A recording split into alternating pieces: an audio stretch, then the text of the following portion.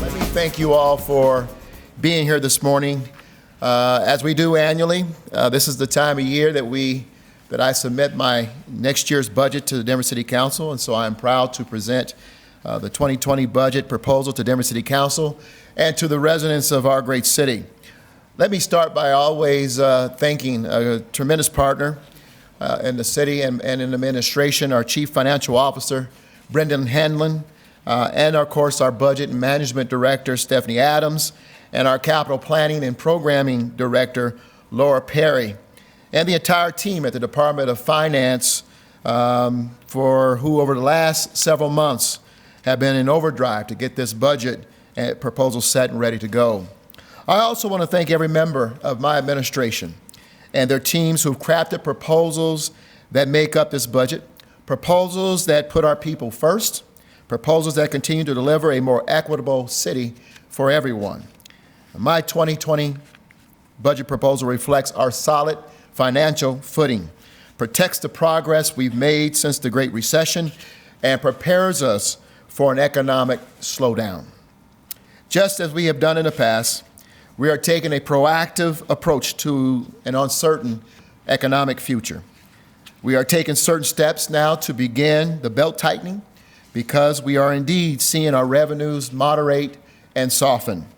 This type of stewardship has been the hallmark of my administration, and I wish the same could be said, of course, for what's happening in the White House.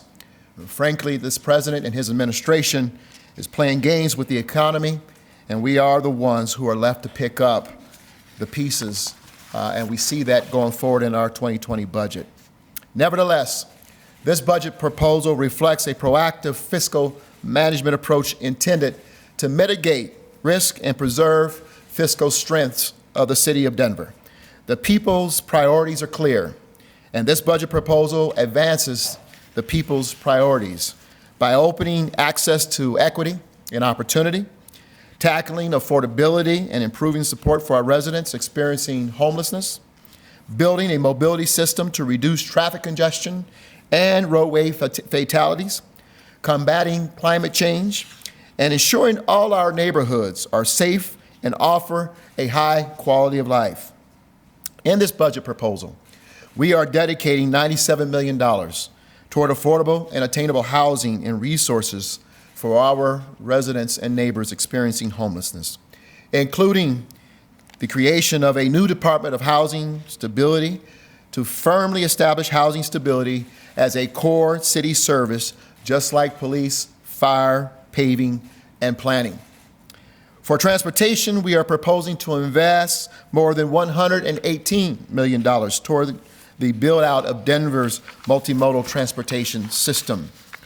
On our climate change and environmental protection, we are suggesting $40 million, including funding to stand up a new Office of Climate Action, Sustainability, and Resiliency. This budget also keeps our city focused on directing growth to where it makes sense, empowering our neighborhoods to have greater say in what affects the character and design of their community, advancing our goal of each resident living within a 10-minute walk of a park, and ensuring Denver remains one of the safest cities in America. So I am pleased to submit this 2020 budget proposal for consideration by the Denver City Council, city employees, and residents of Denver. And I believe working together we can maintain our values, particularly equity, advance our priorities, preserve our fiscal strength, and of course prepare for the future. With that, I want to bring up our Chief Financial Officer, Brendan Hanlon, to address the budget details. Thank you very much, Mayor. Good morning. My name is Brendan Hanlon. I'm the Chief Financial Officer for the City and County of Denver. First, I want to thank Mayor Hancock and his entire team. The mayor was absolutely right. This budget took an extraordinary amount of work across all of the agencies as well as the Department of Finance. I want to thank the Budget and Management Director, Stephanie Adams, and the entire budget team and all the work that they've done. I'll try to speak closer to the microphone. as well as Laura Perry and the Capital Planning and Programming team and the work that they invested. This team in the Department of Finance always wants to ensure that we have a transparent, thoughtful, priority-based budget. I'm incredibly proud to work aside the entire finance team and lead the city as the Chief Financial Officer. As the mayor noted, growth in our local economy continues, but at a moderated pace. At the same time, we are faced with serving more people and more challenges in a growing city, which has made for a very difficult budget proposition this year. Nationally, the future economic outlook is uncertain. This has made the 2020 budget very challenging and required city leaders to pull together to continue our commitment to a balanced budget, strong reserves, while investing in city priorities. This budget makes a number of structural changes and taps into alternative funding sources to establish new departments and offices and to brace for the impacts caused by national economic volatility. We place significant value on maintaining enough cash reserves to allow us to continue to deliver core services during economic downturns. Not only do reserves can provide a much-needed cushion during challenging economic times, but credit rating agencies also look to them as a sign of our financial management practices. The mayor's 2020 budget allows us to maintain healthy reserves at 15% and protect our strong credit rating as we head into a period of greater economic volatility.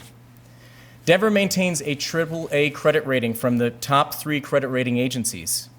When reaffirming our ratings in 2018, the 3 agencies cited our strong financial management practices, the willingness to act quickly in the face of economic uncertainty, which is what we are doing today in the 2020 budget. About half of Denver's tax revenues come from sales and use tax. In late 2018 and continuing into 2019, my team and I have watched a moderation in our sales and use tax driven primarily by flattening or negative activity in construction-related, manufacturing-related, automobile sales, and medical marijuana sales as well. At the same time, we were experiencing very strong growth in retail sales and tourism-related taxes, which has helped offset the weaknesses in these and other areas. In light of these trends, we've revised our 2019 sales tax revenue projection down by 1.5% compared to our original 2019 forecast. Funding capacity in our general fund, which makes up the majority of our operating dollars, is expected to be weaker in the years past and is growing just by 2%.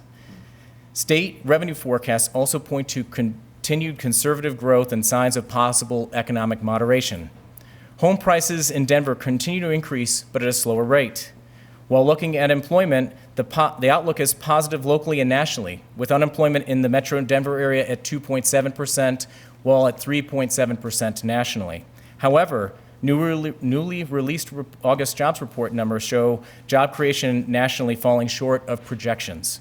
So, our overall economic picture here at home and across the United States is mixed. And that's why the mayor's 2020 budget is lean in its approach by identifying opportunities to streamline our work, remove underutilized resources and positions, and continue to provide excellent service to our residents for them to rely on, while investing in our key priorities across the city. It proposes smart investments to allow our agencies to directly meet the pressing challenges of affordability, particularly in our housing market, homelessness, traffic congestion, climate change, and creating an economy that works for everyone. It also positions Denver to preserve our high financial ratings, maintain healthy reserves, and focus on responsible growth. Thank you, and I'd like to turn it back over to the mayor and open it up for questions. Thanks, famous last words. Thank you all. Thank you, Brendan, for that great report. Let's go ahead and open it up for question and answers. We'll do our best to answer your questions. About belt tightening, can you give us some examples of where we tightened our belt?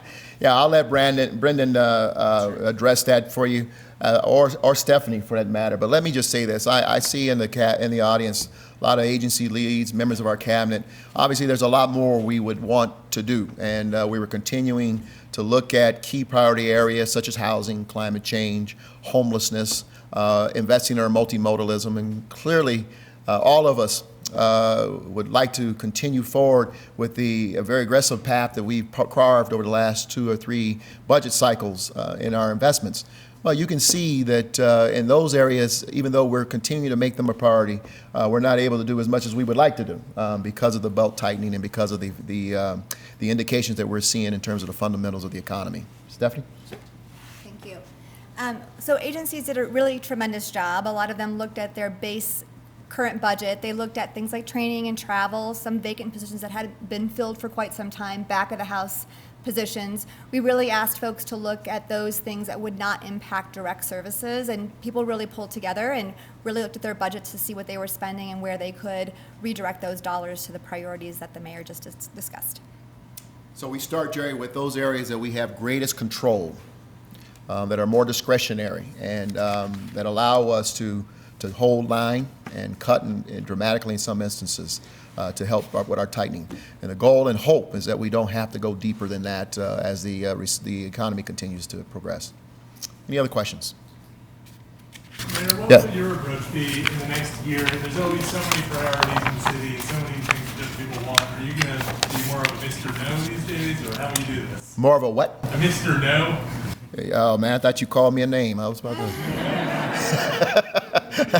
No, here's the reality. As I was just reflecting on this year's budget, sitting up here, between just the three of us, you have over 55 years of experience in the city of Denver.